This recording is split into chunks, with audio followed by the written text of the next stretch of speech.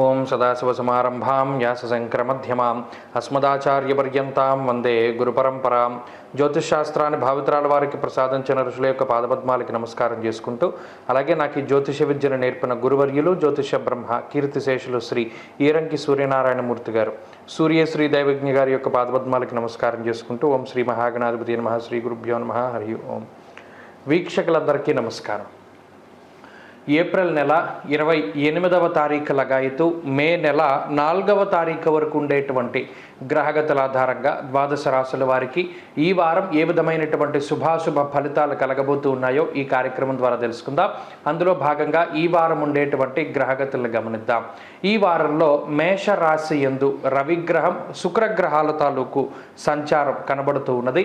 అలాగే వృషభ రాశి యందు గురుడు సంచారం చేస్తూ ఉండగా, కన్యా రాశి యందు కేతువు, కుంభరాశి యందు శనేశ్వరుడు, మీనరాశి యందు కుజ, రాహు, బుధగ్రహాల యొక్క సంచారం ఉన్నది. ఈ వారంలో చంద్రుడు ధనస్సు, మకరం, కుంభరాశుల యందు సంచారం చేయబోతూ ఉన్నారు. ఇటువంటి పరిస్థితుల్లో ద్వాదశ రాశుల వారికి ఏ విధమైనటువంటి ఫలితాలు కలగబోతున్నా తెలుసుకుందాం. అందులో భాగంగా కర్కాటక రాశి వారికి ఈ వారం సానుకూలమైనటువంటి గ్రహస్థితి గోచరిస్తూ ఉన్నది. ప్రత్యేకించి మారినటువంటి గురుగ్రహము, అలాగే మారబోతూ ఉన్నటువంటి మిగతా గ్రహస్థితులని ప్రస్తుత వారంలో ఉన్నటువంటి గ్రహస్థితిని పోల్చుకుంటే ఇది చాలా అత్యున్నతమైనటువంటి గ్రహస్థితిగా చెప్పవచ్చును. అష్టమ కుజుని యొక్క దోషం తొలగిపోవడము, లాభస్థానమందు గురుని యొక్క బలం పెరగడము, దశమ కేంద్రంలో రవి దిగ్బలయుక్తుడే ఉండడం లాంటి అంశాలన్నీ కూడా కర్కాటక రాశి వారికి చాలా సానుకూలంగా గోచరిస్తూ ఉన్నాయి. ప్రత్యేకించి విదేశీయానానికి సంబంధించినటువంటి విషయాలు ఏవైతే ఉన్నాయో, అనగా విదేశాల్లో ఉద్యోగం చేయడము, అక్కడ స్థిర నివాసం ఏర్పడము, అక్కడ చదువు కోసం ప్రయత్నం చేయడము, లేదా ఇప్పటికే చదువుకుంటూ ఉండడం, ఆ తర్వాత ఉద్యోగం లాంటి అంశాలన్నీ కూడా సానుకూలమైనటువంటి ఫలితాలు ఈ రాశి వారికి ఈ వారం రానున్నాయి. ప్రత్యేకించి వీసా సమస్యలు కానీ, లేదా వేరే దేశానికి వెళ్ళవలసినటువంటి విషయాలలో క్లియరెన్స్, అనగా ఎటువంటి ఇబ్బందులు ఉన్నా ప్రతిబంధక దోషాలన్నీ కూడా తొలగిపోయేటువంటి విధంగా ఈ గ్రహస్థితి అవకాశాన్ని కల్పిస్తుంది. అంతేకాక ఆర్థిక పరమైనటువంటి ఇబ్బందుల నుండి బయటపడుతూ ఉండడం, క్రమేపీ కర్కాటక రాశి వారికి కొన్ని ప్రత్యేకమైనటువంటి అవకాశాలు ఈ వారం నుండి రావడం ప్రారంభమవుతాయి. ఉద్యోగ వ్యాపారాలలో గతంలో కోల్పోయినటువంటి అవకాశాలు తిరిగి చేజెక్కించుకునేందుకు మీరు చేసేటువంటి ప్రయత్నాలు ఏవైతే ఉన్నాయో అవి సత్ఫలితాలను ఇవ్వడము, ఉద్యోగపరంగా వ్యాపార పరంగా ఉన్నతమైనటువంటి స్థానానికి వెళ్ళడానికి ఈ గ్రహస్థితి ద్వారా మీకు అవకాశం అనేటువంటిది ఏర్పడుతూ ఉంటుంది. ప్రత్యేకించి ఈ వారంలో ఉద్యోగంలో ప్రమోషన్లు కానీ, లేదా ఆశించినటువంటి చోటుకి ట్రాన్స్ఫర్లు కానీ, లేదా ఉద్యోగంలో స్థిరత్వం ఏర్పడేటువంటి పరిస్థితులు కానీ కర్కాటక రాశి వారికి కనబడుతూ ఉన్నాయి. ఏదేమైనప్పటికీ అష్టమంలో ఉన్నటువంటి శనేశ్వరుడు మాత్రం కొంత ఆరోగ్యపరమైనటువంటి చికాకుల్ని కలగజేస్తారు.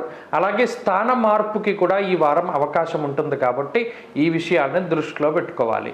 కుటుంబ సభ్యులకి సంబంధించినటువంటి ఆరోగ్య పరిస్థితులు కానీ, లేదా కుటుంబ ఆర్థిక విధానాలు కానీ, లేదా కుటుంబ ఆర్థిక పరిస్థితి కానీ, ఇవన్నీ కూడా క్రమేపీ మారుతూ ఉండేటువంటి వాతావరణం ఈ వారం లగాయితూ ప్రారంభమవుతూ ఉంటుంది. ప్రత్యేకించి కుటుంబ పరంగా కొంత అధికంగా ఖర్చు పెట్టవలసినటువంటి పరిస్థితులు కూడా ఈ వారం ఏర్పడుతూ ఉంటాయి. ప్రత్యేకించి వ్యాపార పరంగా కర్కాటక రాశి వారికి ఈ వారం చాలా సానుకూలమైనటువంటి ఫలితాలు గోచరిస్తూ ఉన్నాయి. వ్యాపార లాభానికి, వ్యాపార విస్తరణకి కూడా అవకాశం ఉంటుంది. అలాగే భాగస్వామ్య వ్యాపారాలలో లాభానికి అవకాశం ఉంటుంది. వంశపారంపర్య వ్యాపారాలు కూడా లాభించడానికి అవకాశం ఉంటుంది. విద్యార్థులకి గ్రహస్థితి పూర్తిగా అనుకూలంగా ఉన్నది. దూర విద్య, విదేశీ విద్య, పోటీ పరీక్షలు లాంటి అంశాలలో మంచి ఫలితాలు సాధించగలుగుతారు. అలాగే స్త్రీలకు ప్రత్యేకించి ఈ గ్రహ సంపత్తి మానసికమైనటువంటి ప్రశాంతతని, అలాగే ఆర్థిక ఆరోగ్యాభివృద్ధిని కలగజేస్తూ ఉన్నది. ప్రత్యేకించి కర్కాటక రాశి వారు ఈ వారంలో మరింత అనుకూలమైనటువంటి ఫలితాలని సాధించడానికై పరమేశ్వరుని యొక్క ఆరాధన చాలా మంచిది. అష్టమ శనేశ్వర దోష నివారణార్థం కాలభైరవాష్టకాన్ని పఠిస్తూ ఉండడం చెప్పదగినటువంటి సూచన. ఈ వారంలో కలిసొచ్చేటువంటి రోజు గురువారంగా చెప్పవచ్చును. అదృష్ట సంఖ్య 6, అదృష్ట వర్ణము లేత పసుపు రంగు. తదుపరి సింహరాశి.